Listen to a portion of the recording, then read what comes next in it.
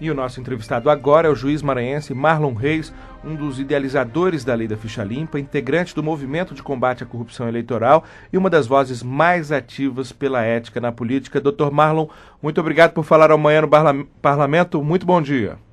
Muito bom dia. Eu que agradeço pela oportunidade de estar com vocês para discutir aí esses temas que interessam tanto ao Brasil. Dr. Marlon, é natural que uma pergunta surja nesse momento, que é a seguinte: nós estamos perdendo a luta contra a corrupção? Bom, nós vivemos num país cuja base histórica e sociológica é o clientelismo. As relações políticas no Brasil sempre tiveram uma ligação inadequada entre o público e o privado. É uma invasão do domínio do privado na esfera pública, uma apropriação privada de recursos, de bens públicos, inclusive de desvios para fins eleitorais. Isso são uma marca da história do Brasil. O que nós estamos vendo agora é o descortinar disso. Nós estamos nos deparando com a nossa realidade. Eu não avalio que esteja havendo nenhum grau de intensificação disso. Pelo contrário, o que há o Brasil está se colocando diante do espelho, está começando a se ver.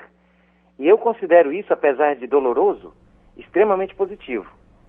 Então, o que está acontecendo é uma investigação maior, mais publicidade também dessas investigações e não um aumento da corrupção, não é isso? O que me parece é que há um aumento da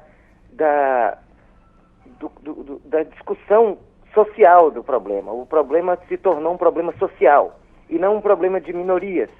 Eram minorias que se ocupavam da luta contra a corrupção.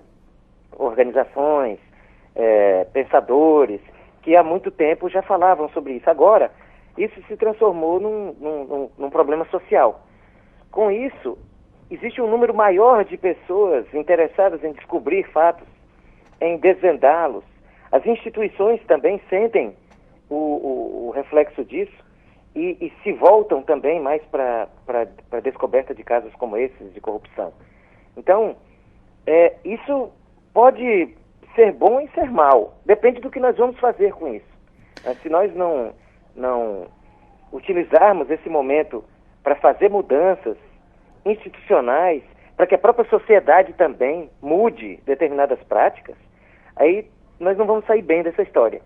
Mas, em compensação, nós temos a chance, a oportunidade histórica de aproveitar toda essa dor, todo esse drama, para nós darmos um salto de qualidade que nós precisamos nas nossas instituições.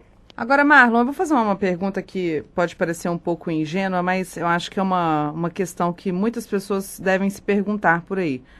Por que que essa corrupção acontece tanto? Por que que existem essas facilidades? Ou se isso é uma característica do povo brasileiro, como muitos insistem em dizer, que é porque é no Brasil, se fosse em outro lugar não aconteceria. Isso é realmente uma característica nossa, ou são as facilidades, ou o dinheiro que em muita quantidade, parece que dá mais vontade de tentar pegar um pouquinho?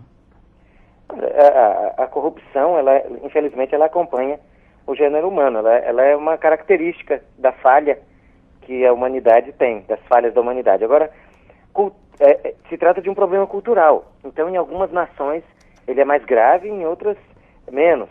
Nós temos, sim, uma cultura mais permeável à prática tolerante. Da corrupção. Oi? Tolerante. Sim, uma cultura mais tolerante, uma cultura daquela prática da corrupção em pequenas doses, em pequena monta, que vai desde o guarda de trânsito até outras pequenas, entre aspas, infrações que justificam e fundamentam as maiores, né? É como se nós tivéssemos realmente uma tolerância maior, uma permeabilidade maior a isso. Agora, o que fazer? Nós não podemos nos contentar que a sociedade brasileira tem um grau de tolerância maior do que outras com atos como esse. O que fazer? Não podemos nos contentar com essa constatação, nós temos que fazer mudanças.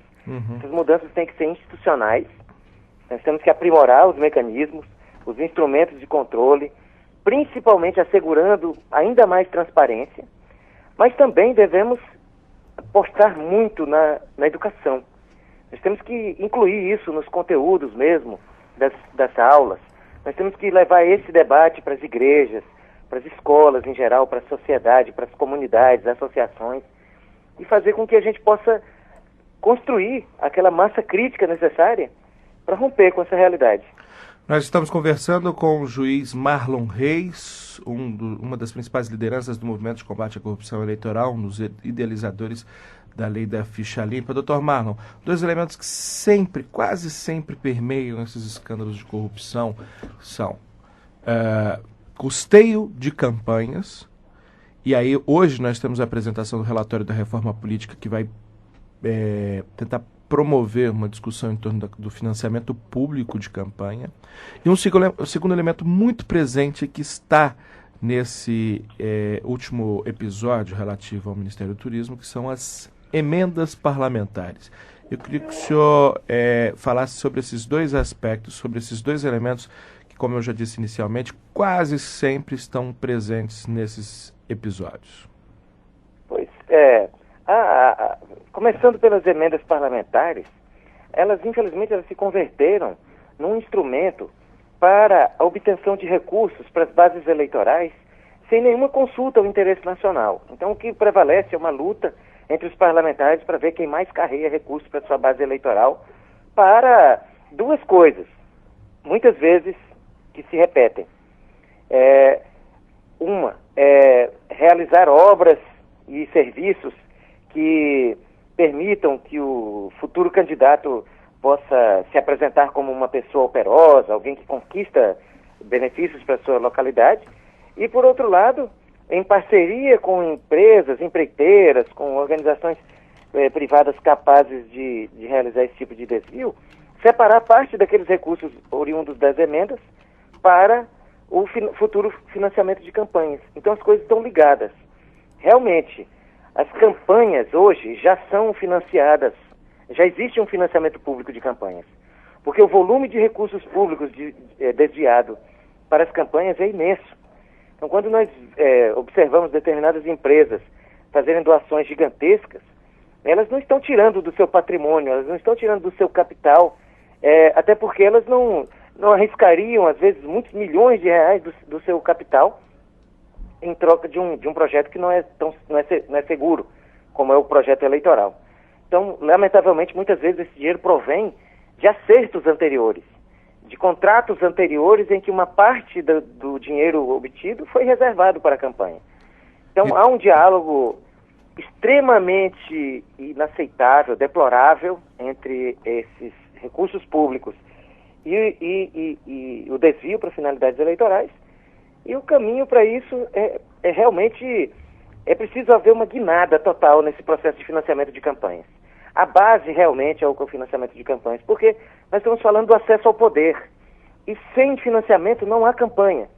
E sem campanha não há eleição. Então, a manutenção do poder, ela demanda hoje desvio de recursos públicos. Por isso que eu falo, hoje nós já temos o financiamento público de campanhas.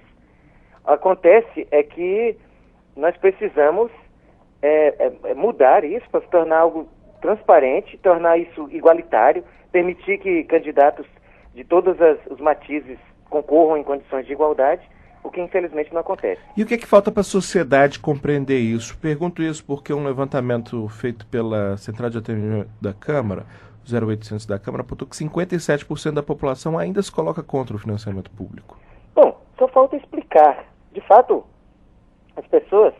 Então falta interesse também, né? Porque esse tema está disponível para a população já há algum tempo. Mas uma parte da população... Eu tenho certeza que essa pesquisa mesmo feita há alguns anos, ela daria um número ainda maior de pessoas que não concordam.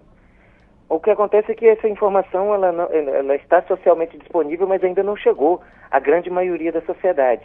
Acho que a reforma política ela deveria ser precedida de um amplo debate nacional, em quadros de conferências, por exemplo, que permitissem a sociedade, lá na base, em todas as comunidades, discutir o que significa cada um desses conceitos. Realmente é algo complexo para a maioria das pessoas compreenderem de uma hora para outra, que o financiamento público de campanhas pode sim representar uma economia imensa de recursos para o Estado, para a União, ao contrário do que parece. e que o financiamento privado, este sim favorece ainda mais o desvio de recursos públicos, onerando o poder público. É preciso dizer que as empresas não vão doar para candidatos exclusivamente por aspectos ideológicos. Que as empresas, elas nascem para buscar o lucro. Prova disso é que doam para candidatos de governo, de oposição, de partidos que são diametralmente opostos no campo ideológico. Sem nenhuma linha, por aí ideológica. vai, né? Dr. Marlon, infelizmente não acabou o tema, o que acabou foi o tempo, porque a gente precisa prosseguir com o programa. Eu agradeço mais uma vez a sua presença, a sua participação aqui no Manhã no Parlamento, e não há como sempre parabenizá-lo pelo esforço que o senhor empreende individualmente e coletivamente, junto com o movimento de combate à corrupção eleitoral, pela melhora do nosso sistema político. Mais uma vez, muito obrigado e até uma próxima oportunidade. Obrigado, Lincoln. Obrigado, Daniele. Um grande abraço para os ouvintes aí do Manhã no Parlamento.